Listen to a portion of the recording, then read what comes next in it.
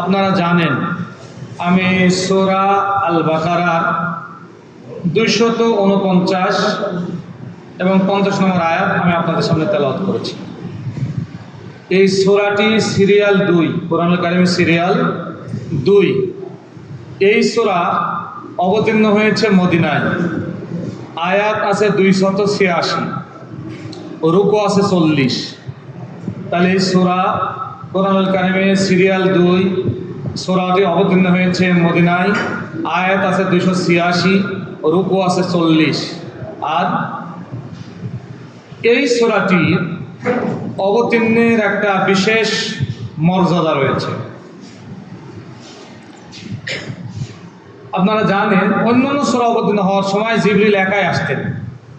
এই সূরাটি যখন অবতীর্ণ হলো, আল্লাহ রাসূল এই আয়াতগুলি যখন অবতীর্ণ হয়, আল্লাহ রাসূল মসজিদে নববী থেকে সালাতুল আসর আদায় করে বের হচ্ছেন। এমন সময় তিনি আসমান থেকে দেখতে পেলেন অনেকগুলো সাদা পোশাকওয়ালা ব্যক্তি। আল্লাহ রাসূল জিবরিলকে জিজ্ঞেস করলেন, প্রতিদিন আপনাকে একা দেখি, আজকে এত কেন? হযরত জিবরিল আমিন আলাইহিস সালাম বলছেন, এই সূরার মর্যাদা এত বেশি, আমার সাথে আল্লাহ পাক রব্বুল আলামিন ৭০,০০০ ফেরেশতা অবতীর্ণ করেছেন। কোরআনুল কারীমের সূরাতুল বাকারা যখন তেলাওয়াত করা হয়, ৭০,০০০ ফেরেশতা ওই ঘরের আশেপাশে দাঁড়িয়ে থাকে, প্রত্যেকে আল্লাহর কাছে বান্দার জন্য মাগফিরাত কামনা করে। আপনারা সকলেই জানেন সূরাটির নাম বাকারা। বাকারা শব্দের অর্থ জানেন না এরকম কেউ কি আছেন? সবাই জানেন। কি অর্থ? না, কি গাভী? বকনা বাছুর। এর প্রকৃত অর্থ হচ্ছে বকনা বাছুর, যে এখনো বাচ্চা প্রসব করেনি। মেয়েদের বিয়ে না হলে যেমন কুমারী বলা হয়, বাকারা শব্দের অর্থ হচ্ছে ঠিক তেমন, বকনা বাছুর। 23 সূরার 249 এবং 250 নম্বর আয়াত বর্তমান প্রেক্ষাপটের সাথে একটু মিলানোর জন্য আপনাদের সামনে আমি তেলাওয়াত করেছি।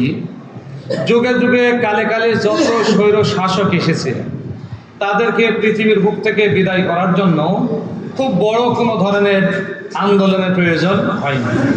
দেখা গেছে অনেক বড় বড় আন্দোলন হয়েছে, কিন্তু পারা যায় না। লাস্টে গিয়ে এমন একটা অবস্থার সৃষ্টি হয়েছে যেখানে এমনিতেই সাধারণভাবেই শেষ হয়ে গেছে।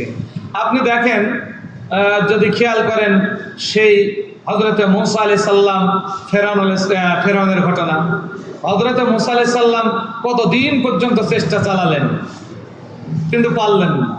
শেষ পর্যন্ত মূসা আলাইহিস সালামকে যখন দেশ থেকে তাড়িয়ে দিবে, মূসা আলাইহিস সালাম দলবল সহ চলে যাচ্ছেন, যখন তিনি নদীর উপরে গেলেন আর পিছনে ফেরাউন বাহিনী যাচ্ছে, আল্লাহ পাক রব্বুল আলামিন ওয়ালকা আসায়া, নদীতে নিক্ষেপ করলেন তিনি তার লাঠিটা, তাই না? তিনি তার লাঠি নিক্ষেপ করলেন। ইসনা আশারা নাকিবান, 12টা দলের জন্য 12টা রাস্তা হয়ে গেল। আপনাদের জানা ঘটনা, শুধু উদাহরণস্বরূপ বলছি। এক একটা গোত্রের জন্য এক একটা ব্রিজ, এবং প্রত্যেকটা ব্রিজে প্রাচীর। কিসের প্রাচীর দেওয়া হয়েছিল? পানির প্রাচীর, পানিরই প্রাচীর। কেউ যেন কোনো গোত্রকে দেখতে।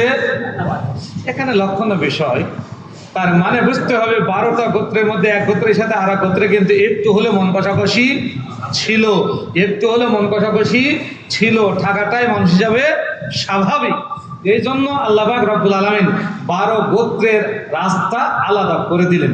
12টা গোত্র যখন ওই পারে পার হয়ে চলে গেল, আর যখনই পার হচ্ছিল, আল্লাহ রাব্বুল আলামিন সূর্যকে নির্দেশ দিয়েছিলেন, আজকে পৃথিবীর কোনো জায়গায় আলো দিবে না, আলো পড়বে শুধুমাত্র আমার মূসার ব্রিজের উপরে। পৃথিবীতে দুনিয়া সৃষ্টি লগ্ন থেকে আজ পর্যন্ত একদিনই শুধু সূর্যের আলো নির্দিষ্ট একটা জায়গায় ছিল, সেটাই হচ্ছে ফেরাউন ডুবার দিন। ফেরাউন সেই সাগরে ডুবার দিন। হযরত মূসা আলাইহিস সালাম তার দলবল সহ এবারে পাড়িতে চলে গেলেন। ফেরাউন 5 লক্ষাধিক বাহিনী, সবাই হট্টগোল শুরু করে দিয়েছে। ডিজিটাল সরকার, ওর কথা শুনে আসলাম, কিন্তু কারেন্ট নাই, লোডশেডিং, সূর্যের আলো নাই, আলো ভাবে তো লোডশেডিং হলে ধরো, আগে ফেরাউনকে ধরো। আর এড়ানোগত্য করা যাবে না। কেন নিয়ে আসলো? মূসার দলবল পার হয়ে গেল, আমাদের আলো নাই, আমরা পার হব কেমনি? আপনাদের সবাই জানেন, শেষ পর্যন্ত ফেরাউন সামনের ঘোড়াকে যখন খুবই লাঠি চার্জ করলো, ঘোড়া হাঁটু কেড়ে দিল, সামনে আর যায় না। কেন জানি না, সে বুঝতে পেরেছে সামনে গেলে বিপদ, সামনে গেলেই বিপদ। হযরতে মূসা আলাইহিস সালাম পার হয়ে গেছেন। জিবরিলকে আল্লাহ বললেন, জিবরিল, এই ফেরাউনকে মারার খুব সুন্দর একটা সময়, তুমি একটা মাদি ঘোড়া এই টাটে ঘোড়ার সামনে দিয়ে দাও। জানেন তো ঘটনা, জানেন না? যখনই মাদি ঘোড়াকে টাটে ঘোড়ার সামনে দেওয়া হলো, টাটো ঘোড়া সঙ্গে সঙ্গে লাফিয়ে উঠে মাদি ঘোড়া যেতে থাকলো, আর টাটো ঘোড়া পিছনে যাওয়া শুরু করলো। এখান থেকে তাফসীরের মধ্যে লেখা আছে, যেই মিছিলের সামনে মহিলা পিছনে পুরুষ, ওটা ফেরাউনের মিছিল। কথা বলেন না? যেই মিছিলের সামনে মহিলা পিছনে পুরুষ, ওটা সেটা কোন দল আমি বলছি না, আপনি পিছনে, সেটা যে দলই হোক, সামনে যদি মহিলা থাকে আর পিছনে পুরুষ, তাহলে কার মিছিল এটা? ফেরাউনের মিছিল। যেতে যেতে মাঝখানে বিপদ হতে পারে। বাস, মাদি ঘোড়া সামনে, টাটু ঘোড়া পিছনে যাচ্ছে, নদীর মাঝখানে চলে গেছে। আল্লাহ মূসাকে ডাক দেবেন, খুঁজ আসায়া, তুমি তোমার লাঠি টান মারো। দিলেন টান, আর মাদি ঘোড়া আগে, তার পিছনে টাটু ঘোড়া, 5 লক্ষ সৈনিক সব ডুবে মরে গেল। এবার মাথা উঁচু করে ফেরাউন বলছে, আমানতু বিরাব্বি মূসা। আল্লাহ বলছে, লাভ নাই, মূসা রবের প্রতি এখন ঈমান আনবে, কোনো লাভ। লক্ষণীয় বিষয়, বর্তমানে যা দেখছেন তখনও তাই। একজন লোক বেঁচে গিয়েছিল, নামটা কি? হামান। নাম হচ্ছে হামান। হামান মুসলমানদের সাথে ওই পারে চলে গিয়েছিল, এটা আল্লাহর পরীক্ষা। ওই পারে চলে গেল, 5 লক্ষ সৈনিক সব ডুবে মরে গেল। এবার হযরতে মূসা আল্লাহকে ডেকে বলছে, আল্লাহ, বড় শয়তান এখনো জীবিত আছে। বড় শয়তান খুনি হাসিনা পালিয়ে গেছে, রাষ্ট্রপতি এখনো, কথা বলেন না, রাষ্ট্রপতি এখনো আছে। বাস, আল্লাহ বলছে, ওই টাইম সেটা থামো আর দেখো। কিছুদিন যেতে না যেতে হঠাৎ ঝড় শুরু হলো, বাতাস শুরু হলো, বালি উড়া শুরু হলো, কারো চোখে গেল না। 300 বছরের প্রধানমন্ত্রী হামানের চোখে ঢুকে পড়ল। কত বছরের প্রধানমন্ত্রী? 300 বছর। প্রেসিডেন্ট হচ্ছে ফেরাউন, আর হামান হচ্ছে প্রধানমন্ত্রী। 300 বছরের প্রধানমন্ত্রীর 2 চোখ অন্ধ। কাঁদতে কাঁদতে বলে, মূসা, তোমার দলের লোকদের দ্বারা আমার একটু খাবার। বাংলাদেশ জামাত ইসলামের আমির ডাক্তার শফিকুর রহমান দল মত নির্বিশেষে সকলকে সাধারণ ক্ষমা করে ঘোষণা করে বলে দিয়েছেন, কেউ যদি আমাদের দলে আসতে চায় আসতে পারবে না অনুমতি ছাড়া, তবে নিরাপত্তার দায়িত্ব আমাদের। আমাদের কোনো লোক দ্বারাকে আক্রান্ত হবে না, আমাদের লোক দ্বারাকে আক্রান্ত। হযরত মূসা আলাইহিস সালামের কাছে যখন চাইলেন খাবার, প্রতিদিন খাবার পৌঁছে দেওয়া শুরু হয়ে গেল। এমনি করতে করতে বেশ কয়েক বছর যখন হয়ে গেল, হযরতে মূসা বলছে, আল্লাহ, আর কি দেখা যায়? বলে, দেখো না, কয়েক বছর পর দেখা গেল প্যারালাইজড মাজা আর দাঁড়িয়ে থাকতে পারে না, পড়ে গেল। এই অবস্থায় আবার খাবার পৌঁছে দেওয়া হচ্ছে। কে দিচ্ছে খাবার? মূসার দলের লোকেরা। এমনি করতে করতে আবার কয়েক বছর, তাফসীরের মধ্যে এসে সব মিলে প্রায় 50 বছর। এবার শরীরে পোকা দিল, ঘা, গন্ধ, দুর্গন্ধ। বলছে, আল্লাহ, আর তো পারা যায় না, কিন্তু চরকিতে করে খাবার দাও। চরকি বুঝেন না? কেউ আর জানে, চরকিতে করে খাবার দেয় না, হা করে পাখির মতো থাকে, চোখও নাই, যা আসে তাই খায়। ওখানেই পেশাব, ওখানেই পায়খানা করতে করতে 300 বছরের ডিজিটাল প্রধানমন্ত্রী পায়খানা প্রস্রাবের মধ্যে কবর হয়ে দুনিয়ার বুক থেকে চলে গেল। কবর দেওয়ার, জানাজা দেওয়ার, মুখে পানি দেওয়ার, তার সাথে কথা বলার কোনো লোক খুঁজে পাওয়া গেল না, কোনো লোক খুঁজে পাওয়া গেল না। ঠিক তেমনি জালিম শাসক ছিলেন জালুত। কি নাম? জালুত। জালুতের সকালের নাস্তা করার জন্য একটা উটের গোশত লাগতো। প্রতিদিন সকালের নাস্তা হচ্ছে একটা উটের গোশত, দুপুরে 2টা উট, রাত্রে 1.5টা। রাত্রে 1.5টা। অসংখ্য মানুষকে তিনি ফাঁসির কাস্টে ঝুলিয়েছিলেন। যেহেতু বিশাল লম্বা, 60 গজ লম্বা ব্যক্তি, অনেক শক্তি তার। এইরকম শক্তিধর একজন ব্যক্তি, আর লক্ষাধিক সৈনিক তার চতুর্দিকে সব সময় থাকে বিশাল এরিয়া জুড়ে। ভয় কিসের তার? যাকে ইচ্ছা তাকেই শাস্তি দেয়, যাকে ইচ্ছা তাকে শাস্তি দেয়। আল্লাহ পাক রব্বুল আলামিন খুব অসন্তুষ্ট হলেন। মাজলুমের দোয়া আল্লাহ রাব্বুল আলামিন কবুল করে তালুতকে তার সেখানে পাঠালেন। তালুত আলাইহিস সালাতু সালাম সেখানে যাওয়ার পরও খুব একটা লাভ করতে পারলেন না। দাওয়াতি কাজ করে জালুতের বিরুদ্ধে তেমন কোনো কাজ করে উঠতে পারলেন না। মনে করেন 2013 সালে, আমার কথা কি পিছন থেকে শোনা যাচ্ছে?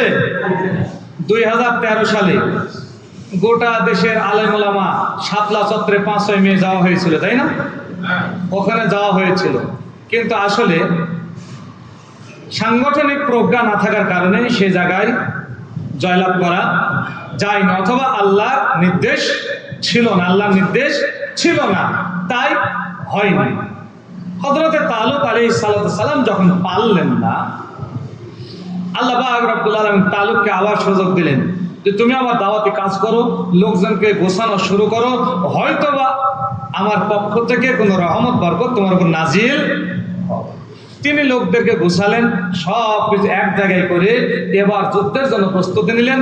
জালুতের বিরুদ্ধে যুদ্ধ করবেন। যে রাস্তা দিয়ে যাবেন ওই রাস্তার উপরেও, ওই রাস্তার মাঝখানে একটা নদী আছে, ওই রাস্তার মাঝখানে একটা নদী আছে। আল্লাহ পাক রব্বুল আলামিন ওই কথাটাই এখানে উল্লেখ করে বলছেন, আল্লাহ রব্বুল আলামিন ওই কথাটাই এখানে উল্লেখ করে বলছেন যে যখন বাদশা জালুত ফালাম্মা ফাসালা তালুত বিল জুনুদ, যখন হযরতে তালুত আলাইহিস সালাম তার সৈন্যদেরকে নিয়ে যাচ্ছিলেন, ক্বালা ইন্নাল্লাহ মুক্তালিকুম বিনাহারিন, তখন বলেছিলেন নিশ্চয় তোমরা একটা নদী পাবে, একটা নদী পাবে, এটা পরীক্ষার জন্য পাবে। ফামান শারিবা মিনহু ফালাইসা মিন্নি, যারা এই নদীর পানি পান করবে তারা আমার উম্মত হতে পারবে না, তারা আমার দলের লোক হতে পারবে না। নদীর পানি কেমন ছিল?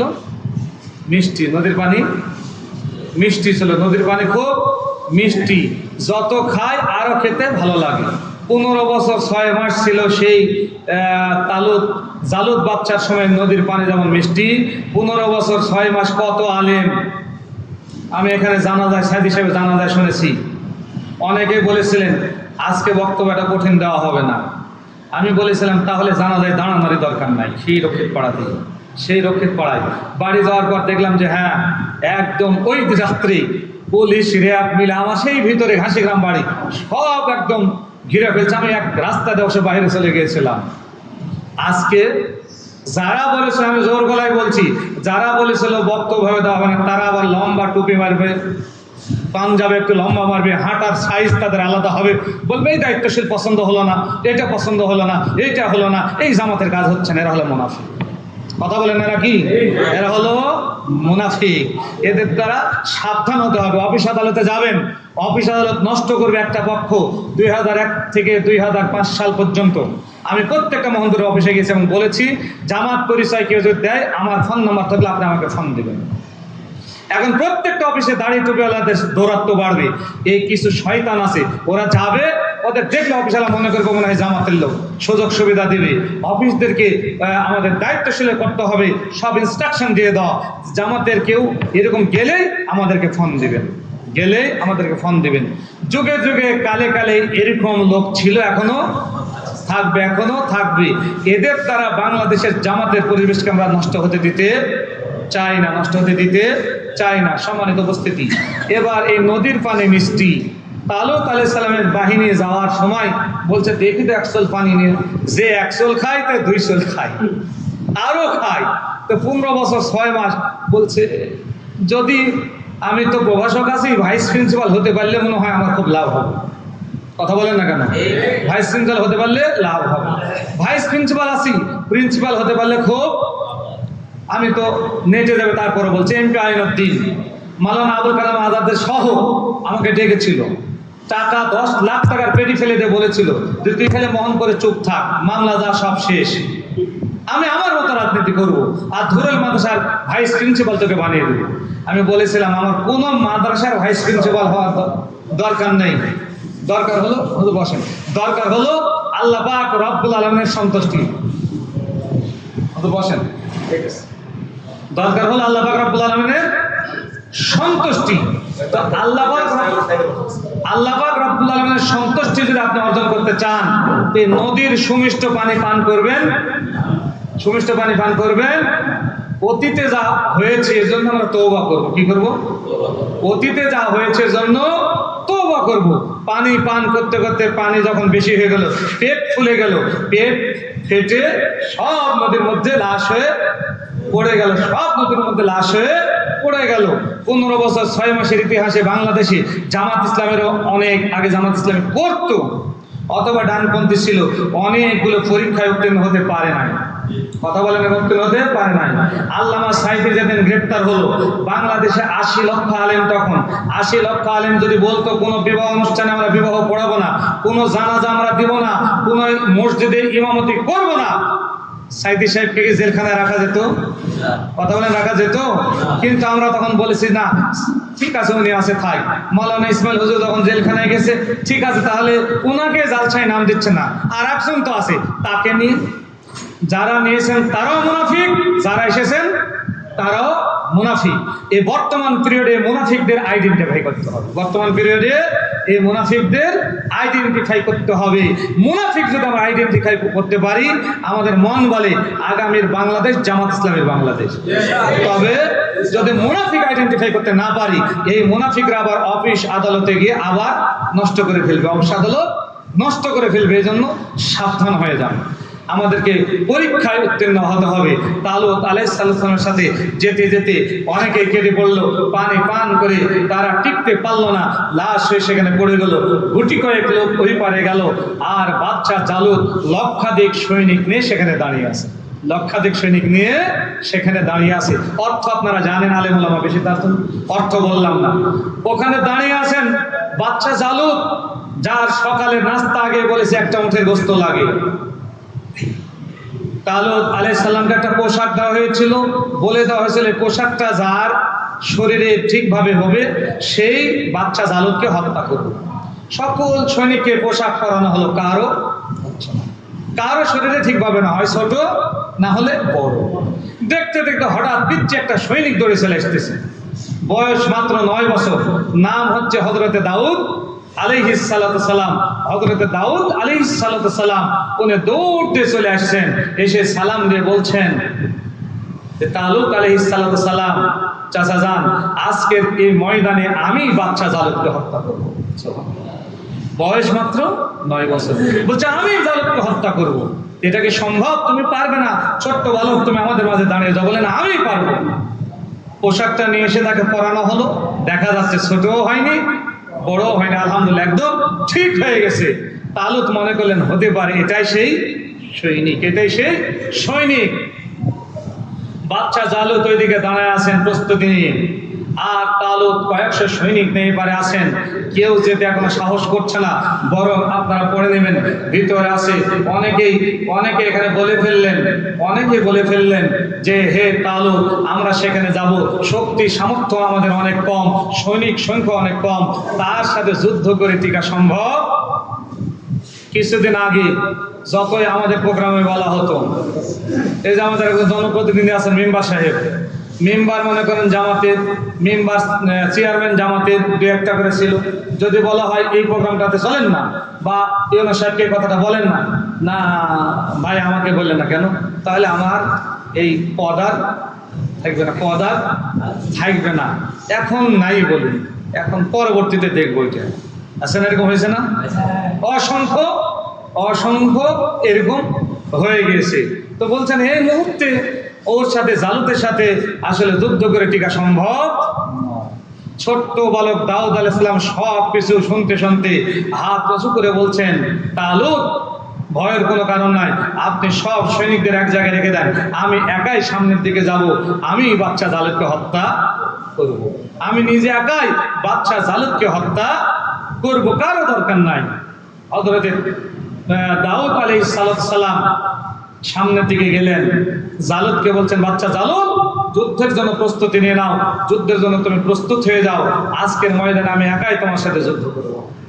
জালুত বলছে, আমি এত বড় রাষ্ট্রপতি, আমার দেহ এত বড়, আমার সৈনিক সংখ্যা এত, তোমার মতো পিতৃর সাথে আমি যুদ্ধ করে আমার সুনাম সুখ্যাতি নষ্ট করতে চাই না, তোমার মতো এই ছোট্ট সৈনিকের সাথে আমি যুদ্ধ করব। বারবার দাউদ বলছেন না, তোমার সাথে আমি এই কুস্তি লড়াই করে পৃথিবীতে ইতিহাস সৃষ্টি করতে চাই না, তুমি ইরজিলা বাড়িতে ফিরে যাও, তোমার সাথে আমার কোনো যুদ্ধ। দাউদ বলছে একটু টেস্ট করে দেখেন। ছাত্র যখন প্রথম আন্দোলন শুরু করলো, তখন বলা হলো কিছু মন্ত্রী বললো 2 টাকার আন্দোলন, ঠিক আছে না, একটু পরে খুনি হাসিনা আবার বলল, এরা রাজাকারের ছেলে, রাজাকার, এদের আন্দোলন বলে নাই, কি টিটকারি করেছে। তাই বাচ্চা জালুত ওইভাবে বলছিল যে না, তোমার মতে ছোট্ট বালকের সাথে যুদ্ধ করে সুনাম শেখাতে নষ্ট করতে চাই না। অহংকারের পতন হবেই, অহংকারের পতন হবেই। বাচ্চা জালুতকে বারবার দাওয়াত বলছে, না একটু টেস্ট করে দেখেন, একটু টেস্ট করে দেখেন না। আপনাদের ভালো মনে থাকা দরকার। 5ই আগস্ট সকাল 11টার সময় 3 বাহিনীর প্রধানকে নিয়ে খুনি সন্ত্রাসী হাসিনা বসেছিলেন মিটিংয়ে, বসে বলেছিলেন যে কোনো কথা নাই, আপনাদেরকে শক্তি প্রয়োগ করতে হবে, শক্তি প্রয়োগ করতে হবে, শক্তি প্রয়োগ করতে হবে। সেনাবাহিনী প্রধান ছিলেন, 3 বাহিনীর প্রধান ছিলেন, সেনাবাহিনীর প্রধান চলে গেলেন তার বাহিনীর কাছে, গিয়ে তাদেরকে বললেন যে এখানে শক্তি প্রয়োগ করার জন্য, বল প্রয়োগ করার জন্য আমাদের প্রধানমন্ত্রীর পক্ষ থেকে নির্দেশ এসেছে। সাধারণ সোলজাররা সবাই তাদের অস্ত্র রেখে দিয়ে বলল, স্যার এতদিন আপনার কথা শুনেছি, আজকে দেখতে পাচ্ছি আমার ভাই, না হলে আমার ভাতিজা, না হলে আমার ভাগিনা, গোটা দেশে কোনো না কোনো আমাদের আত্মস্বজন, আজকে আর গুলি চালিয়ে এই নিরপরাধ বাচ্চাদেরকে, ছাত্রদেরকে হত্যা করতে পারবো না। তিনি ফিরে চলে আসলেন। ফিরে আসতে সময় একটা দুই হয়নি, অনেক সময় 1.5 ঘন্টার মতো, 12:30 লেগেছে তার ফিরে আসতে। 12:30টার সময় এসে বলছে, আপনাকে আর রক্ষা করা যাবে না, আপনি দয়া করে এখনই বিদেশে পালানোর জন্য প্রস্তুতি নেন। এটা তো জানেন আপনারা। যখন তাকে বোঝানো যাচ্ছে না, তারপরে সে বুঝছে না যে আমার দেশ, গুলি চালান। শেষ পর্যন্ত তার ছেলেকে ফোন করেছে, জয়কে ফোন করার পর কনফার্ম হলেন। কনফার্ম হওয়ার পর 45 মিনিট সময় দিলেন। আল্লামা সাঈদী চেয়েছিলেন 5 মিনিট বক্তব্য দিতে জাতির উদ্দেশ্যে, যে 5 মিনিটের জন্য হলো আমি লোকদের উদ্দেশ্যে কথা বলতে চাই। বলেছিলেন 1 সেকেন্ডের জন্য হবে না। আজ সেই প্রধানমন্ত্রী বলছে আমি 2 ঘন্টা একটু সময় চাই, জাতির উদ্দেশ্যে কিছু লেখেও যেতে চাই, নিজেকে ঘোষাতে চাই। এবার সেনাপ্রধান বললেন 45 মিনিটের বেশি সময় দেওয়া যাবে, লাঞ্চেরও ব্যবস্থা নাই, খাওয়ার সময় নাই আপনার, এখন আপনি চলে যান, এখন আপনি চলে যান। হযরতে দাউদ আলাইহিস সালাম বাচ্চা জালুতকে বলছে একটু টেস্ট করে দেখেন না। ছাত্র জনতা যেমন বললেন যে এখনই ঢুকে পড়বো, বলে টেস্ট করে দেখেন না। এমন মুহূর্তে কে যেন কানে কানে এসে বলে, দাউদ দেরি করা যাবে না, বিসমিল্লাহ বলে একটা পাথর হাতে নাও, আল্লাহু আকবার বলে চিৎকার করে তাকবীর দিয়ে ডান হাতে তুমি মেরে দাও বাচ্চা জালুতে। হযরতে দাউদ আলাইহিস সালাম ছোট্ট বালক, বিসমিল্লাহ বলে একটা পাথর হাতে নিলেন, আল্লাহু আকবার ধ্বনি করে বাচ্চা জালুতের ডান হাতে যখন মারলেন, ডান হাতটা উড়ে চলে গেল, ঝরঝর ঝরঝর করে রক্ত বের হচ্ছে। চিৎকার দিয়ে বাচ্চা জালুত বলছে, ও সৈনিকরা তোমরা কোথায়? এই ছোট্ট শিশুটা, ছোট্ট সৈনিকটা আমাকে কি অস্ত্র চার্জ করেছে, আমার তো গোটা শরীর বিষ ব্যথা হয়ে গেল। পিছন থেকে 1 লক্ষ সৈনিক আরো পিছনে হটা শুরু করছে। আল্লাহ, এই ছোট বাচ্চার অ্যাকশন যদি এরকম হয়, তাহলে বড়দের কেমন হবে? শিবিরের অ্যাকশনে যদি এরকম হয়, তাহলে জামাতের কেমন হবে? পিছনে হটা শুরু করেছে। এবার হযরতে দাউদ আলাইহিস সালাম দাঁড়িয়ে আছেন, আবার কে যেন কানে কানে বলে, দাউদ দেরি করা যাবে না, বিসমিল্লাহ বলে তুমি দ্বিতীয় আর একটা পাথর হাতে নাও, আল্লাহু আকবার বলে বাচ্চা জালুতের বাম হাতে মারো। আর একটা পাথর হাতে নিলেন, আল্লাহু আকবার ধ্বনি করে বাচ্চা জালুতের বাম হাতে মারলেন। বাম হাতে মারার সঙ্গে সঙ্গে বাম হাতটা উড়ে চলে গেল, ঝরঝর ঝরঝর করে রক্ত বের হচ্ছে। আর কার্টুনের মতো এই লম্বা, শতাধিক লম্বা এই নেতা দাঁড়িয়ে আছেন, দেখতে মনে হচ্ছে একটা কার্টুন। 2 হাত একটাও নাই, কার্টুন দাঁড়িয়ে আছে, ঝরঝর ঝরঝর করে রক্ত বের হচ্ছে। 1 লক্ষ সৈনিক ওরা হতবাক, এ কোন সৈনিক? এত ছোট্ট পিচ্চি বালক, বয়স 7, 8, 9 বছর বা 10 বছর, এ এমন কি অস্ত্র এগে চার্জ করছে যার বিনিময়ে হাত উড়ে চলে যাচ্ছে? হতবাক হয়ে আমাদের বাচ্চা দাঁড়িয়ে আছে। এ শক্তিকার অমাকর আল্লাহ, আল্লাহু খায়রুল মাকিরিন।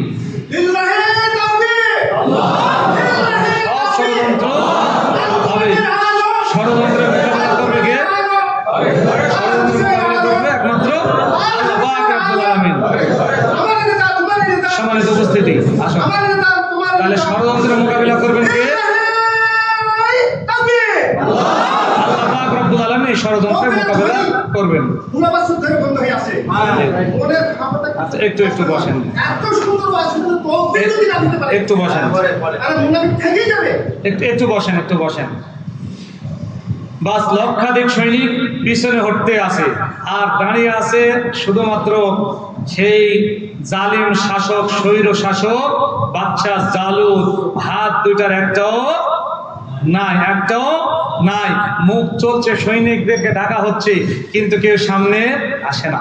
ভিতরের খবর পড়েছেন কিনা, সেই আপনার নাটোরের পলক, জুনেদ আহমেদ পলক, উনি খুব অনুরোধ করেছিলেন প্রধানমন্ত্রীকে, অনুরোধ করেছিলেন যে আপনি ক্ষমতা ছেড়ে দেন, ছাত্র জনতার কাছে বাঁচা সম্ভব নয়, আর এইভাবে আপনার সব আইসিটি বন্ধ রেখে আর আমি সব কিছু দায় নিতে পারি না। কাওয়া কাদের তাকে বুকে লাথি মেরেছিলেন, ঘটনা দেখেন না, আমরা সংগ্রামে পড়েন নাই নাকি? কাওয়া কাদের এই মুহূর্তে প্রধানমন্ত্রীর সামনে পলককে, জুনেদ আহমেদ পলককে বুকে লাথি মেরে ওখানে তাড়িয়ে দিয়ে উনি বাহবা নেওয়ার চেষ্টা করেছিলেন। রিমান্ডের কথাগুলি সব পলক বলেছেন যে যত কিছুর মূল আমরা তো আসি, কিন্তু মূল কিছু সব কিছু শেখ হাসিনাকে সহায়তা করার মূলে ছিল কাদের কাওয়া, মূলে ছিল কাদের কাওয়া। এখন কি দেশে আছে? বুদ্ধিদাতা ছিল হামান, শেষ পর্যন্ত কি হলো? চোখ গেল, প্যারালাইজড হলো, আর গোটা শরীরে ঘা হয়ে পৃথিবীর মুখ থেকে পায়খানা পুস্তকের মতো কবর হয়ে বিদায় নিয়ে চলে গেল। এখন মনে করেন শেখ হাসিনা পালিয়ে গেছে, তাদের সবাই কি চলে গেছে? কথা বলেন, সবাই চলে গেছে? দুইটা পাথর মেরেছে দাউদ, এখন একটা বাকি আছে, লাস্টে বলবো এটা, গান লাগান। বিশ্বনবী মক্কা বিজয় করলেন, যেমন এমনিতে বাংলাদেশ বিজয় হয়ে গেল। বিশ্বনবী বিনা যুদ্ধে মক্কা বিজয় করার পর দাঁড়িয়ে একটা ভাষণ দিলেন যে যেখানে আছে মুসলমানদের কাছে নিরাপদ, কোন ব্যক্তির কোনো ক্ষতি হবে না, সব নিরাপদ, আল্লাহর ওয়াস্তে ক্ষমা। যেমন আমাদের কেন্দ্র আমির ডাক্তার শফিকুর রহমান ক্ষমা ঘোষণা করেছেন, ক্ষমা দিয়ে দিলেন। কিন্তু ইবনে আক্তাল সহ 14 জন ব্যক্তিকে বাইতুল্লাহর সামনে এক খেজুরের গাছের সাথে লটকালেন। এরা কারা? খেজুরের গাছের সাথে লটকালেন, চামড়াগুলি খুলে নিলেন। কেমন করে? গরু জবেহর পর যেভাবে চামড়া খোলা হয়, ঠিক ওই রকম করে চামড়া খুলে নিলেন। সাহাবীগণ জিজ্ঞেস করলেন, ইয়া রাসূলুল্লাহ, হাবিব আল্লাহ, সকলকে ক্ষমা করলেন, এদেরকে ক্ষমা করলেন না কেন? বিশ্বনবী বলছে, এরাই হলো মেন, ওদের তো দোষ নাই, দোষ হলো এদের, এরা হলো নাস্তিক, এরাই গোটা দেশকে উস্কে দিয়েছে, এদেরকেই শাস্তি দিতে হবে, বাদ বাকি ওরা হচ্ছে নিরপরাধ, ওরা হচ্ছে। বাংলাদেশ জামাত ইসলামী মনে করে মন্ত্রী পরিষদ সহ 300 এমপি এরা 14 জনের কাবিল, এরা হলো 14 জনের কাবিল। এদের চামড়া খুলে নেওয়ার জন্য অন্তর্বর্তীকালীন সরকার, ডক্টর ইউনূসের সরকারই যথেষ্ট, আমাদের কিছু করার প্রয়োজন। বাদ বাকি গোটা দেশে যারা রয়েছেন, তাদের বাড়ি ঘর, তাদের ব্যবসা প্রতিষ্ঠান, তাদের পুকুর, তাদের আপনার কি বলে দ্বীপ, এগুলো আমাদের থেকে নিরাপদ, এগুলো আমাদের থেকে নিরাপদ। জামাত ইসলামী কোনো জায়গায় এগুলো দখল করতে যাবে না, কোনো জায়গায় দখল করতে যাবে না। যদি কোনো একটি গোষ্ঠী যায়, মনে করতে হবে এরাও দেশের শত্রু, এরা হলো দেশের শত্রু। সম্মানিত উপস্থিত, আসন, আল্লাহ রাসূল মক্কা বিজয় করলেন, 14 জনকে এইভাবে চামড়া খুলে নিলেন। মক্কা এমনিতেই লিল্লাহি তাকবীর, আল্লাহু আকবার ধ্বনিতে মুগ্ধ হয়ে গেল। জাল হক ওয়া যাহাকাল বাতিল, ইন্নাল বাতিলা কানা যাহুকা, সত্য সমাগত, মিথ্যা অবস্থিত, মিথ্যার পতন অবশ্যম্ভাবী। আমরা তো বাংলাদেশে এবার প্রমাণ পেলাম। 1 তারিখে যেই দল নিষিদ্ধ, যেই দল 1 তারিখে নিষিদ্ধ, 4 দিন পরে 5 তারিখে সেই দলের প্রধানকে সেনাপ্রধান তার ডান পাশে বসাচ্ছেন, রাষ্ট্রপতি তার পাশে বসে মিটিং করছেন, এবং শেষ পর্যন্ত গত 28 তারিখ আলহামদুলিল্লাহ দল নিষিদ্ধতে প্রজ্ঞাপন বাতিল করে দলকে আবার পূর্বের মতো জায়েজ করে দেওয়া হলো, আলহামদুলিল্লাহ। এত কিছুর মূলে কে? কারিগরকে? আল্লাহ পাক রব্বুল আলামিন। লিল্লাহি মা ফিস সামাওয়াতি ওয়া মা ফিল আরদ, তাবারাকাল্লাযী বিয়াদিহিল মুলক ওয়া হুয়া আলা কুল্লি শাইইন কদির। সম্মানিত উপস্থিতি, এই জন্য বুঝতে হবে আমার আপনার কিছু নাই, চেষ্টা করব শুধু আমরা, আর দেওয়ার মালিক আল্লাহ, দেওয়ার মালিক। আমার সময় একদম শেষের পথে, আমি আপনাদের বলবো আনন্দের কিছুই নাই। পারলে কেন্দ্র আমির বলেছেন 2 রাকাত সালাত তো অবশ্যই আদায় করেছেন, শুকরিয়া জ্ঞাপন। অনেকে সিয়াম পালন করেছেন, যারা করেননি করার চেষ্টা করবেন।